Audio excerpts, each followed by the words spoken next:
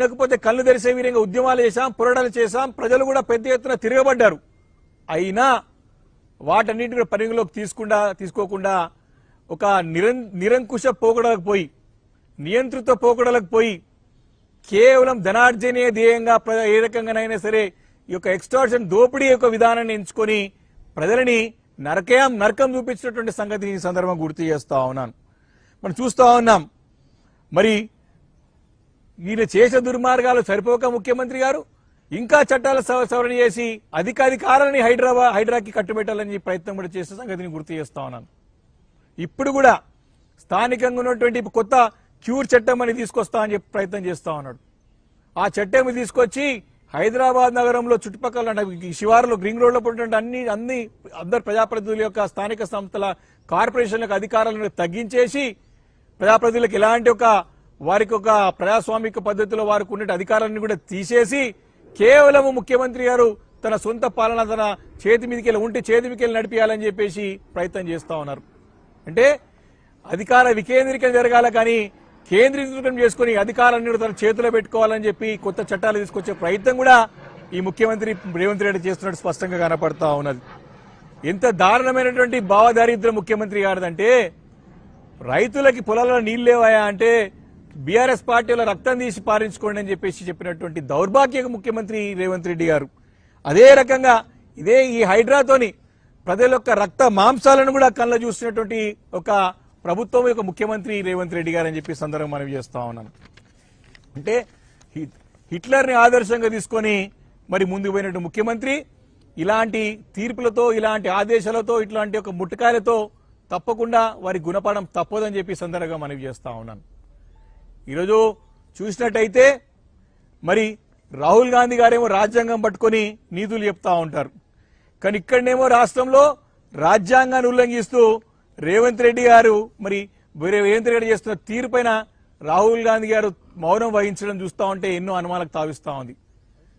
రాహుల్ గాంధీ గారేమో రాజ్యాంగం పట్టుకొని దేశమంతా తిరుగుతూ ఉంటాడు, ఇక్కడనేమో ముఖ్యమంత్రి రేవంత్ రెడ్డి గారు రాజ్యాంగాన్ని ఉల్లంఘిస్తా ఉంటే ఏం సమానం చెప్పకుండా, ఏమి దానికి కూడా వివరణ ఇవ్వకుండా మౌనం వహించడం వెనుక ఆంతర్యం ఏమిటి?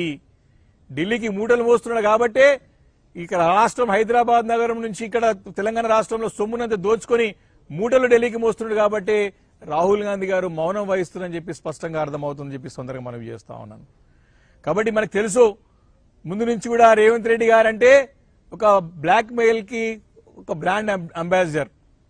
ఈరోజు ఇలాంటి హైడ్రాని అడ్డం పెట్టుకుని అధికారికంగా మరి వ్యాపారస్తులని, రియల్ ఎస్టేట్ వాళ్ళందరినీ కూడా మరి భయభ్రాంతులకు గురి చేసి ఏ రకంగా దోపిడీ చేసినాడో మనకు అందరికి తెలుసు.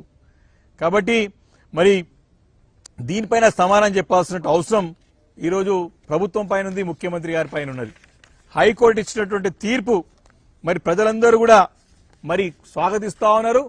అంతేకాకుండా ఇంకా కూడా తప్పించుకునే ప్రయత్నం మానండి, తప్పుదో పట్టించే ప్రయత్నం మానండి, వాస్తవాలు తెలుసుకోండి. ఇంకా కూడా మీరు మసిపూసి మారకాయ చేస్తా అంటే ప్రజలు నమ్మే పరిస్థితులు లేరు, ఆ కాలం దాటిపోయింది, మీరు సమానం చెప్పాల్సినటువంటి అవసరం ఉందని చెప్పి సందర్భం మనవి చేస్తా ఉన్నాను. మరి హైడ్రా కమిషనర్ పై హైకోర్టు ఇచ్చిన తీర్పుతో రేవంత్ రెడ్డికి కౌంట్ డౌన్ మొదలైందని చెప్పి సందర్భంగా మనవి చేస్తా ఉన్నా. హైకోర్టు కమిషనర్ ని ఏ రకంగా హైడ్రా కమిషనర్ ని తప్పించేయమని చెప్పేసి ఆదేశం ఇచ్చిందో ప్రజలందరూ కూడా ఈ ముఖ్యమంత్రి రేవంత్ రెడ్డిని తప్పించడానికి సరైన సమయం గురించి వేచి చూస్తున్నారని చెప్పి సందర్భంగా తెలియజేస్తా ఉన్నాను. ఈ ప్రభుత్వం ఎప్పుడు కూలిపోతుందో ఎప్పుడు పోతుందో అని తెలియని పరిస్థితిలో ఉన్నది, గాల్లో దీపంలాగా ఉన్నది. ఈ ప్రభుత్వం తీరు ఏ రకంగా ఉందంటే దీపం ఉన్నప్పుడే ఇల్లు చక్కదిద్దుకున్న వ్యవహారంగా అధికారం ఉంది కాబట్టి దోచుకోవాలి, రేపు పొద్దునెట్టని వచ్చేది లేదు, మనం పోయేది లేదు, ఉన్నప్పుడే మనం దండుకోవాలని చెప్పేసి ఇలాంటి హైడ్రా లాంటి వ్యవస్థలను పెట్టి ప్రజలని, వ్యాపారస్తులని, ఇండస్ట్రీస్ ని పీడించి బ్లాక్మెయిల్ చేసి దోపిడీ చేసి ఏ రకంగా ధనాన్ని ఢిల్లీకి మూటలు ముస్తారో చూస్తా ఉన్నాం. కాబట్టి తప్పకుండా మరి ఒక హైకోర్టు చేసిన తీవ్రమైనటువంటి వ్యాఖ్యను కూడా సందర్భంగా నేను గుర్తు చేస్తా ఉన్నాను. ఎంత తీవ్రమైనటువంటి ఒక ప్రభుత్వం హైడ్రా కమిషనర్ చెప్పిందంటే, ఈ హైడ్రా కమిషనర్ రంగనాథ్ని మరి 9 తలల సర్పమని హైకోర్టు అన్నదంటే మనం అర్థమవుతా ఉన్నది ఎన్ని దాష్టికాలు, ఎన్ని అరచకాలు, ఎన్ని దౌర్జన్యాలు ఈ హైడ్రా చేసిందో అని. అత్యున్నత న్యాయస్థానం రాష్ట్రంలో చేసిందంటే అర్థం చేసుకోవచ్చు. అంటే 9 తలల సర్పం ఈ యొక్క రంగనాథ్ అయితే 10 తలల రావణుడు ఈ యొక్క రేవంత్ రెడ్డిని చెప్పి సందర్భంగా మనవి చేస్తా ఉన్నాను. తప్పకుండా మేము ఒకటి ఈరోజు బీఆర్ఎస్ పార్టీ తరఫున డిమాండ్ చేస్తా ఉన్నాం. ఈ యొక్క జరిగినటువంటి యొక్క దోపిడీ మామూలు దోపిడీ కాదు. చేసినటువంటి అన్యాయాలు, ఆక్రమణలు, అన్యాయాలు, దౌర్జన్యాలు, దాష్టికాలు, అరిచికాలు, దీని ద్వారా చేసిన దోపిడీ పెద్ద ఎత్తున గత రాష్ట్రంలో 2 సంవత్సరాలుగా హైడ్రాను అడ్డు పెట్టుకొని చేశారు. మీ బీఆర్ఎస్ పార్టీ డిమాండ్ చేస్తా ఉంది, మీ తక్షణం సిట్టింగ్ హైకోర్టు జడ్జితో ముఖ్యమంత్రి గారికి నిజంగా కూడా వారిపైన నమ్మకం ఉంటే ఈరోజు మీకు ఒక వ్యక్తి కావాలనా లేకపోతే తెలంగాణ రాష్ట్రం కావాలనా? ఇది ఒక వ్యక్తి ముఖ్యమా లేకపోతే న్యాయస్థానం ఒక తీర్పు, న్యాయస్థానం ఒక ఆదేశం ముఖ్యమా? న్యాయస్థానాలను గౌరవించాల్సిన బాధ్యత ముఖ్యమంత్రి గారి పైన ఉన్నది. తక్షణం మీరు సిట్టింగ్ హైకోర్టు జడ్జితోని ఈ గడిచిన 2 సంవత్సరాలుగా ఈ యొక్క హైడ్రా ద్వారా జరిగిన అరాచకాలన్నింటిపైన ఎంక్వైరీ జరగాలని చెప్పేసి కోరుతా ఉన్నాను. తక్షణం ఎంక్వైరీ జరగాలి. ఎందుకంటే పెద్ద ఎత్తున దోపిడీ జరిగింది. ఈరోజు బిల్డర్ల నుంచి, రియల్ ఎస్టేట్ వ్యాపారస్తుల నుంచి స్క్వేర్ ఫీట్ లాగా వసూలు చేశారు, పర్సెంటేజ్ల ప్రకారం వసూలు చేశారు. చాలా మంది అమాయకులు, పేదలు కూడా, కొంతమంది పేద ఇల్లు కూడా కొడితే దౌర్జన్యాలు చేస్తే అడగలేక, హైకోర్టు ఫీజులు కట్టుకోలేక, పోట్లాడలేక పాపం రోడ్డున పడి బాధపడిన పరిస్థితి. వారి పక్షాన బీఆర్ఎస్ పార్టీ అండగా ఉండి పోరాటం చేసింది.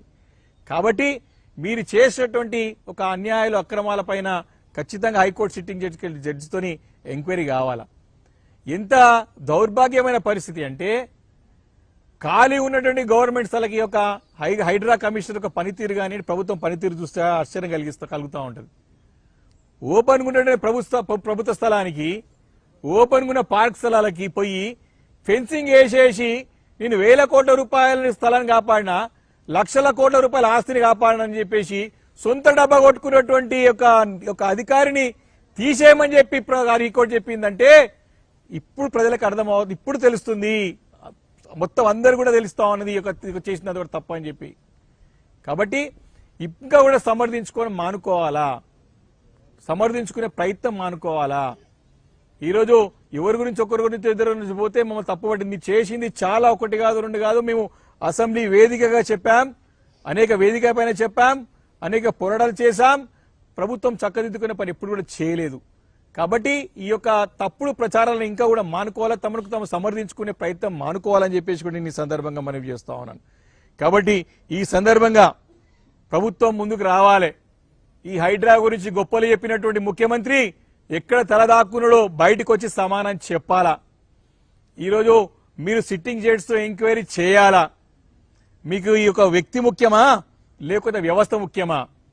న్యాయస్థానం ముఖ్యమా లేకపోతే అధికారి ముఖ్యమా? కాబట్టి ఇది సమానం చెప్పాలి. ఈ యొక్క అధికారి పైన హైకోర్టులోనే కాదు సుప్రీంకోర్టులో కూడా వారి పైన కంటెంప్ట్స్ ఉన్నాయని చెప్పి స్పష్టంగా తెలుస్తా ఉన్నది.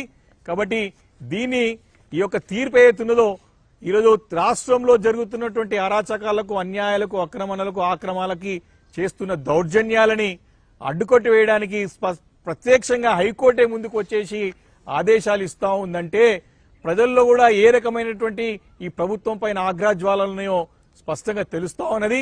వీళ్ళు ఇంకా నాకు ఎన్నికలకు సమయం ఉంది కదా, అప్పటివరకు నేను ఏమైనా చేస్తా అంటే మాత్రం బీఆర్ఎస్ పార్టీ ఊరుకునే పరిస్థితిలో లేదు. ఖచ్చితంగా మీరు చేసే ప్రతి తప్పును కూడా ఎత్తు చూపుతాం, ఎండగడతాం. బాధ్యత గల ప్రతిపక్ష పార్టీగా మీరు